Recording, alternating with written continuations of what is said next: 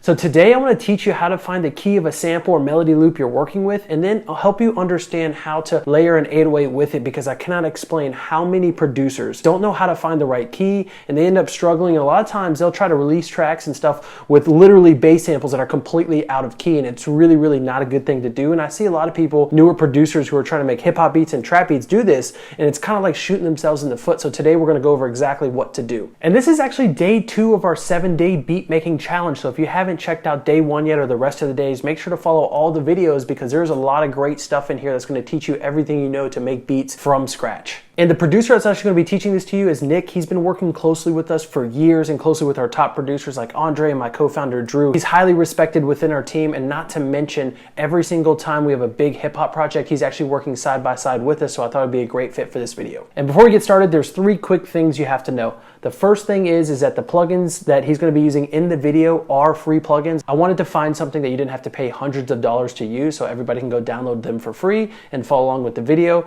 The second thing is that he's using Ableton in the video, but I wanted to make sure, because I'm an FL Studio user myself, that the information would be great for every single DAW or music software you're using, because the fundamentals can be used for everything. So I wanted to make sure it wasn't some special trick that only a certain DAW could use. So just keep in mind, even if you don't use Ableton, there's a lot of great stuff in this video. And the last thing is that this is the type of video that you're going to revisit and watch a few times over to really grasp the concepts. You might be struggling with finding a certain key for a certain melody loop and come back and want to just refresh those skills, or maybe you just want to solidify your production skills in general, but this is something you're going to watch over and over again and actually take notes to really hammer it into your knowledge bank. Also, if you want to use all the samples he's using in the video, as well as want to have an awesome sample pack for every single day of the challenge, we actually included a lot of free resources. The link is in the description. Anyways, I hope you guys enjoyed this video. Peace out. Hey guys, this is Nick with Cymatics.fm. Welcome to day number 2 of our 7-day beat challenge. And today we're going to be talking about a problem which has been faced by many producers, especially new producers just starting to make hip hop, which is how to make your 808s sound in key with the rest of your song, how to tune them properly to make them fit underneath a melody loop which you're using. And it can seem daunting at first, especially because the 808 is usually very low in pitch, and it's kind of hard to tell what note is playing exactly. But I'm going to teach you guys a method of figuring that out very easily using some free plugins. And also, I'm just going to give you guys 2 general workflows to get the best result as quickly as possible. And the second method will be a little bit longer. So the first method will generally just involve going by ear. And I know that sounds obvious, and maybe you've already tried to do this, but there are ways of trying to make the right approximation of what the note will be. So let's first listen to the melody loop we have.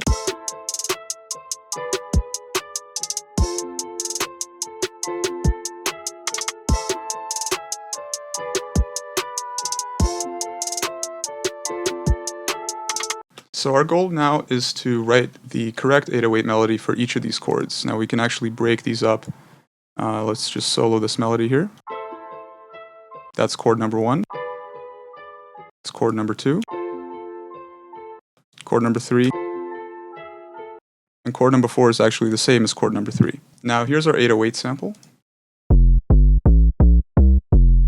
So the first approach would be to just simply create a MIDI clip with your 808 and try to go by ear. Now, generally speaking, the note that you're going to be looking for with your 808 is going to be the lowest one in the chords that you selected. So the first chord here,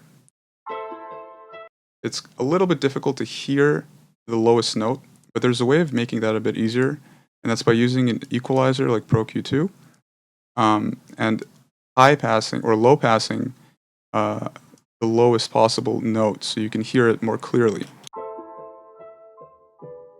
So again, we're only going to be looking at the chord number 1 here. And you can use a steeper slope here.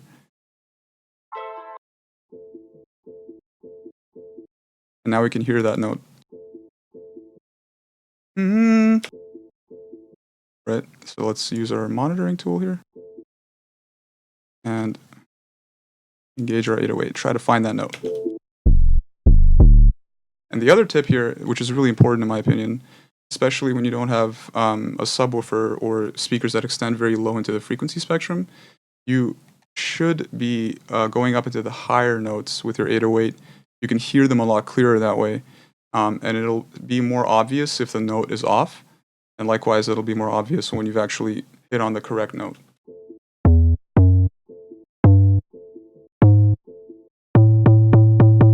So in this case, the note E4 would be the note on our keyboard that'll correspond to this chord. Now the reason I say E4 is because a lot of the time when you get an 808 sample, it's going to be in a different note than C, right? And that means that the note C on our keyboard is not going to be the actual note C. And I'll teach you guys how to figure that out as well. But for now, we're going by ear. We know that this particular note will be the first note in our chord. And the way we figure this out for sure, which note it actually is, if you're interested, is by downloading a free plugin suite from Nelda. It has a lot of really useful tools in it. There's another one that I'm going to show you in a second, but we're going to use this tool called mTuner, which will tell us exactly which notes we're playing, despite the fact that our 808 is not in the key of, or is not the note C. We can play any note and it'll tell us exactly which note we're hearing. So let's go up here and find that note again that we were playing with. And we're going to enable our tuner plugin by putting it on our 808 here. And we can see that's A1. More importantly, it's the note A. And actually, we did that correctly because the actual sample is in the key of A minor. So generally speaking, when you want to figure out the key of the loop, you start with the first chord or the chord that is most prominent in the song, or where it's the note where everything tries to return to at the end of the phrase, if that makes any sense. I'm going to show you, I'll demonstrate this. When you have the first chord here, let me just disable this filter. This is the beginning of the phrase, and everything will try to resolve back to the first chord.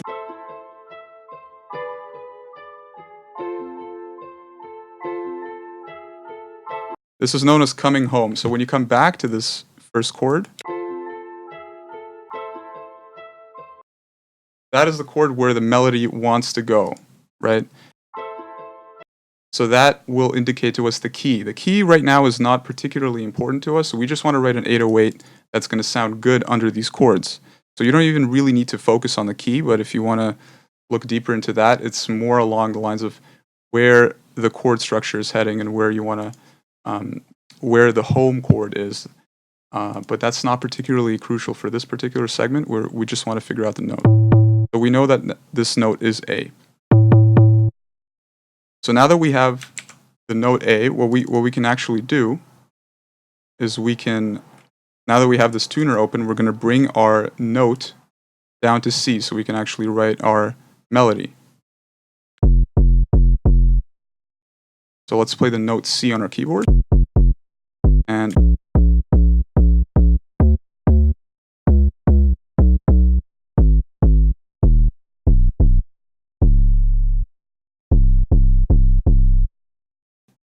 so now we can actually play the note A on our keyboard. It'll be correct. It's not going to be note E that's representing the note A. It's just 1-to-1.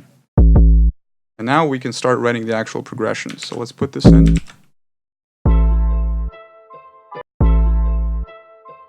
Now we continue the process. We have everything set up to continue without having to refer to the tuner anymore. Okay, so chord number 2. Let's turn on our filter. Listen for that note and try to match it.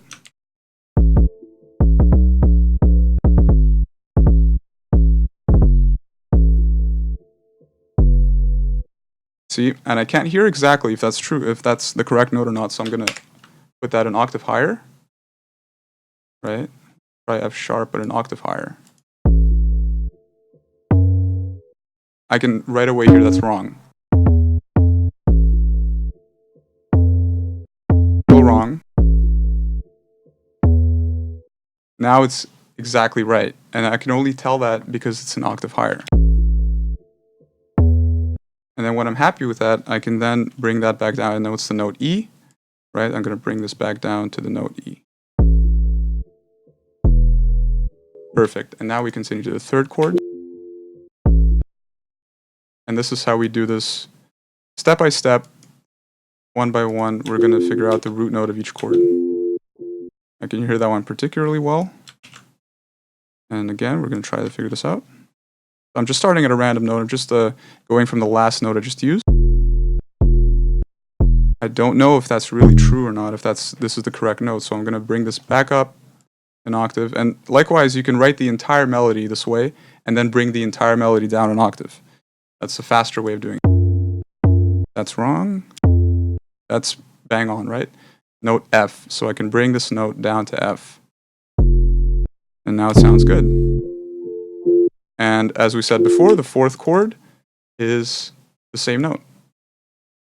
And we can confirm that with this EQ trick.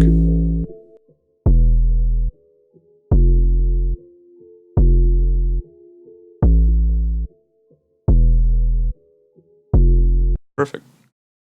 And again, to confirm that everything is correct, we can bring this entire melody up an octave. And now, since we've figured this out, we can disable the filter. We don't need this anymore.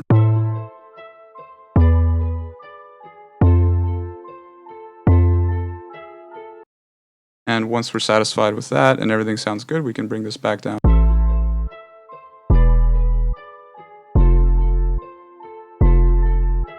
Perfect. Finally, we can start adjusting the pattern, but before we do that, let me show you one more method of doing this if you're having trouble figuring this out by ear, because in certain cases it might not be optimal to find that root note for each chord. So what we're going to use is another plugin from Nelda. This time it is the M Analyzer. And here we're going to use some settings. I'm going to show you guys some settings to make this a bit easier. But we're going to put this on the melody loop this time. And let's just solo the melody loop. So this is kind of like the Span by Voxengo. It kind of does the same thing, but it gives us a few more settings. And again, it's still free.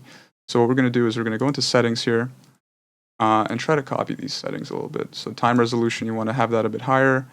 You type to normal. And what this is going to do is allow us to see visually which notes are the most dominant in each chord, and those are likely to be the root note of the chord. And this is a method which obviously has its drawbacks in the sense that not all chords have a very distinct harmonic in the low end that you can just pick out. And to help this, again, we can enable our filter that's going to cut out all the high-end stuff that happens over here, and we can more clearly visualize that note. See that?